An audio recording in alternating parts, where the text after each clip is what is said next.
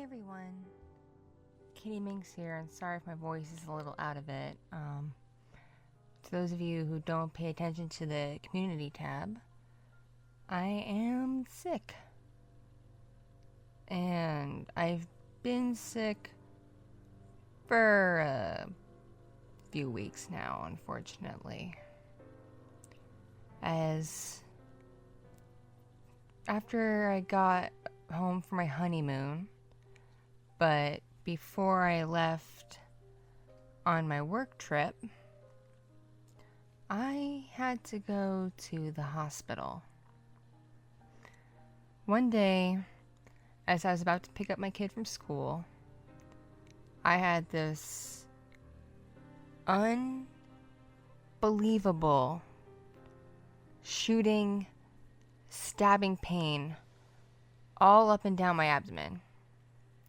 Just like the area where my stomach is, upper stomach, lower stomach, that whole area. Just shooting, stabbing, intense pain. And I had no idea what was causing it. At first I thought it was like maybe a weird cramp or something. But it wouldn't go away. I took like over-the-counter painkillers from the pharmacy. I tried drinking like hot tea to try to like see that would get it to settle and calm down. Like maybe it's just a weird muscle spasm and I needed just some soothing. I tried putting both heat and ice on it. Nothing was working. So I go to pick up my kid from school and I am miserable the entire time I'm going there. Like it was very hard for me to move. Every time I take a step, I would just feel that stabbing sensation around my stomach. And so I got to kiddo's school, and I was in too much pain to get them back home. I could not make the trip back home. So I had to call a family member who works nearby and explain what was going on. And fortunately, they were in a position where they could leave work and come pick us up. So they did. They picked us up. And I was in such intense pain. They're like, we're not going to the doctor. We're going straight to the ER. We're going to get looked at. So they took me right to the ER. And the first time I was at the ER, they could not figure out what was wrong with me. The doctor there just for some reason kept assuming, despite me pointing to it being like all up and down my stomach area, and me clearly being in pain when they would touch it, just kept assuming it was my female anatomy causing this pain. They just kept assuming like, oh, maybe it was like an intense period, or an ovarian cyst, or endometriosis, or just a female problem. So they kept running all these tests, like ultrasounds and stuff like that, under the assumption that it was a female problem, and then for some reason acted baffled when all those pretty much came up clean. That no, wasn't my period, wasn't endometriosis. Yeah, there were some cysts, but they were like normal, benign cysts. They weren't like big and bad enough to cause that much pain, because usually if you're in that kind of pain from a cyst, it's because you had like a big one or one like burst. And that clearly did not happen. So it was not that, but they still acted baffled. So they sent me home with some better quality painkillers than I could get over the counter to pick up at the pharmacy. And said if I didn't feel any better or if I got worse, just come back. Well, overnight, I got worse. I started getting a fever of 102, 103. And chills, and sweating, and the pain was still there. It was still pretty intense, especially when I moved. I couldn't sleep. It was worse when I was on my back. I had to be propped up, and it just was not getting better. Even with the stuff from the pharmacy that I got from the hospital, it just was not getting better. So, D was off from work, and he just decided, like, we're just going right back to the hospital. Screw them. Maybe a doctor today will have a better idea of what's wrong. So we go back to the ER. It's crowded. We had to wait over 2 hours in the waiting room for me to get taken back to a room to get seen. It was pretty crazy. I'm aware that there have been longer wait times in ERs. I know I waited longer in an ER. But this is a hospital that prides themselves on like speed and efficiency in their ER system. So they were pretty slow by their standards, and they even admitted to being slow. They kept apologizing. But I understand they were pretty booked up. There was a lot of people there, and they had to give priorities to like ambulances and stuff. So I don't fault them for that. Like I was in pain, but I would definitely let a car accident or a shooting or whatever go ahead before me anytime. Like, I knew I wasn't dying. I was pretty sure I wasn't dying. But anyway, I'm finally taken back. This new doctor examines my symptoms, takes my temperature, feels around, and decides, no, it's not my female anatomy. It's probably gastro. So they got a scope. They gave me some stuff to take that like numbed my esophagus and numbed my stomach so I wouldn't have a gag reflex. And they put a scope down my esophagus into my stomach. And lo and behold, they found an ulcer. So what was causing my intense pain, making me nauseous, making it next to impossible for me to eat. I couldn't eat for a couple of days. And just causing me overall misery was an ulcer. And it was a nasty one. Fortunately not bad enough that they're like, oh, you need surgery, because sometimes there's ulcers that are like big and bad enough they need surgery, but they're called perforated ulcers, where they are on like both sides and they're like leaking your stomach gases into the rest of your body. And I didn't have anything like that. It was all just confined to my stomach and intestines. But I still had an ulcer. So, and ulcers, while they're exacerbated by stress, they are caused by a specific bacterial infection that causes them, and it develops over time. Now, what exacerbates it, or what can give the bacteria a chance to do its thing, is the use of certain kinds of medications, like people who take a lot of over-the-counter painkillers long-term, or even certain prescription medications taking long-term can cause them. So their theory was my particular antidepressant, the fact I've been on it for over a year and taking it pretty consistently and at different doses, because my dosage keeps getting changed. Try to keep it therapeutic and not being too much and not too little. They looked up my antidepressant. Lo and behold, the antidepressant, when taking long term, has the potential to let that bacteria do its thing and cause an ulcer. And so they prescribed a heavy-duty antibiotic, a better painkiller, and anti-nausea medicine, and sent me home. And I told them the next day that, hey, I have to fly to work in Reno. Am I okay to fly? And they're like, yeah, as long as you take your medicine, you're good to fly. You don't need surgery, you're not dying. It might be a little painful and uncomfortable, but you should be alright. Go ahead, go work, go do your thing. So I pick up medicine, I get ready for work, and I take my flight out, I go to work, I do my appointments, my dates, and all that happy stuff. And then while I'm at work, a few days before I'm supposed to go home, suddenly I lose my voice completely. I cannot talk. I try to talk and it's very whispery and raspy, and I can't get my voice to go. And given that a huge part, I'd say like 75 to 80% of my job there is being able to talk to people, it's not a good thing to not be able to talk to people. So my manager is just like, yeah, if you can't talk, you can't really work. Plus, you don't seem to be doing so well. You look kind of flushed. You should just go, drink some orange juice. We have some medicine you can take. Here's some cold stuff. Drink some orange juice, drink some tea, hot tea with lemon and honey, and go lay down in your room.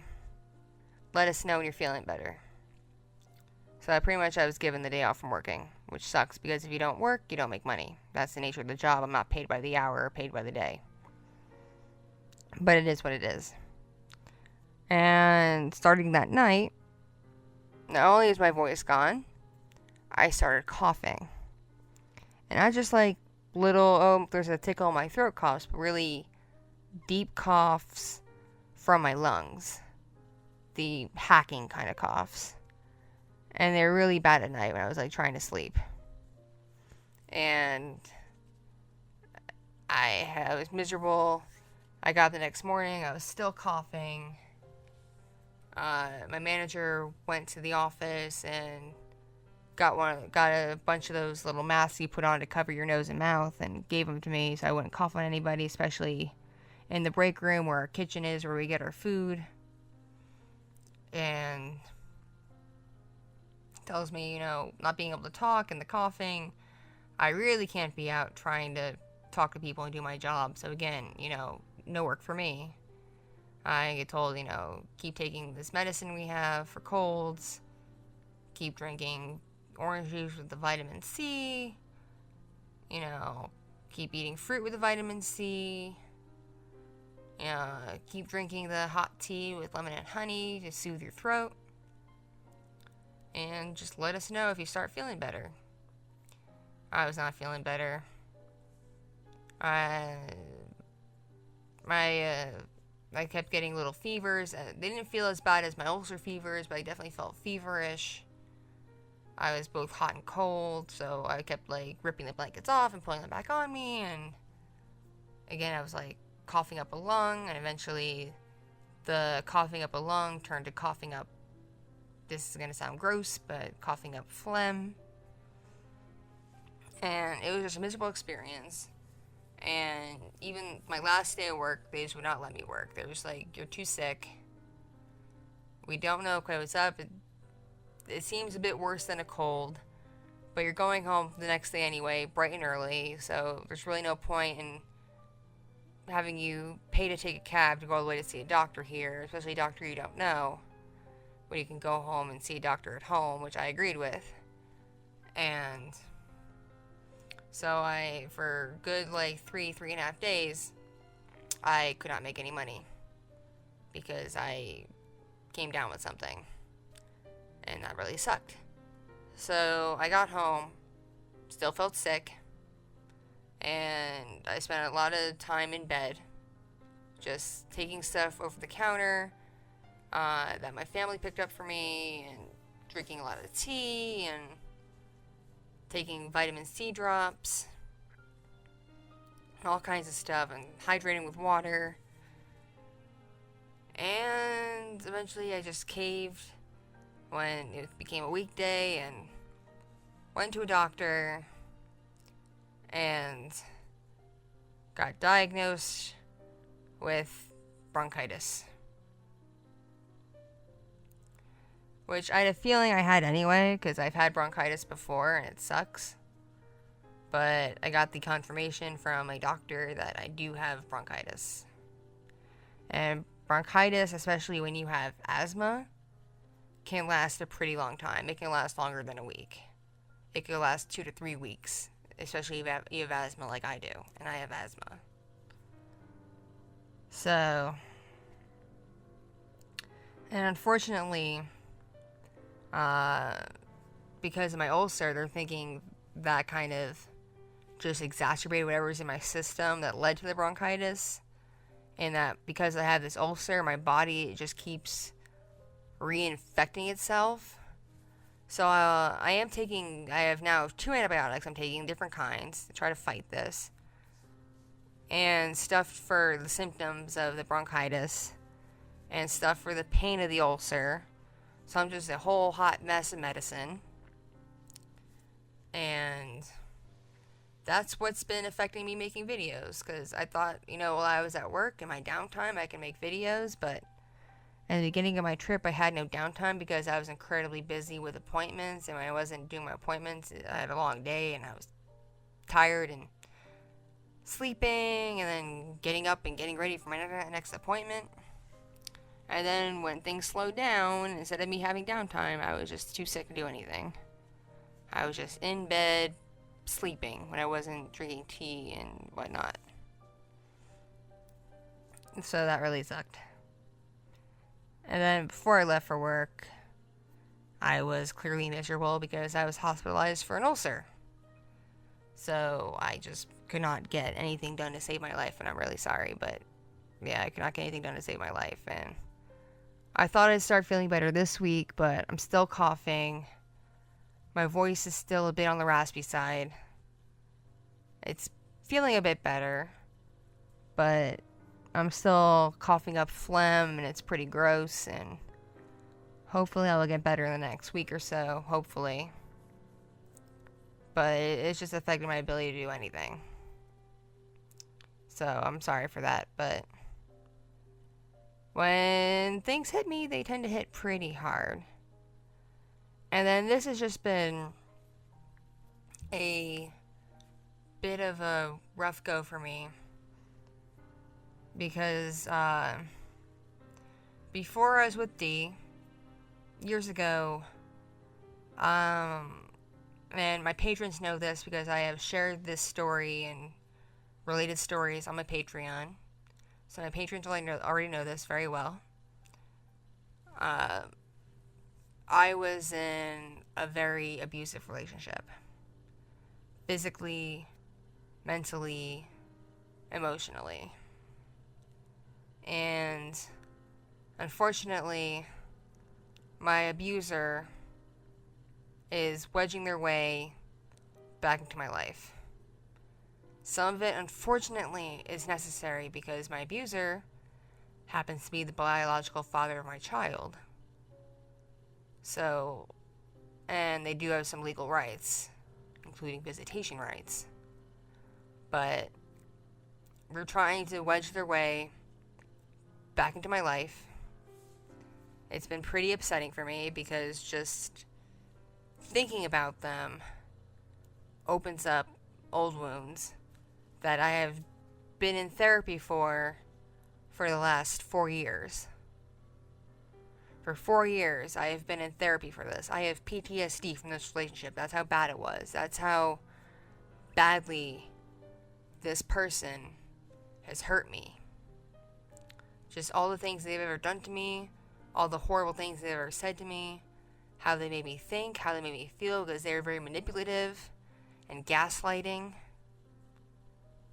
and made me think I was crazy when I wasn't, and just made me feel like the worst person ever. Destroyed my self-esteem, destroyed, any ability to feel pride in myself,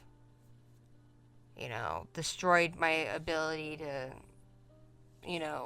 feel happiness even. Because whenever I felt anything positive, it was wrong to them.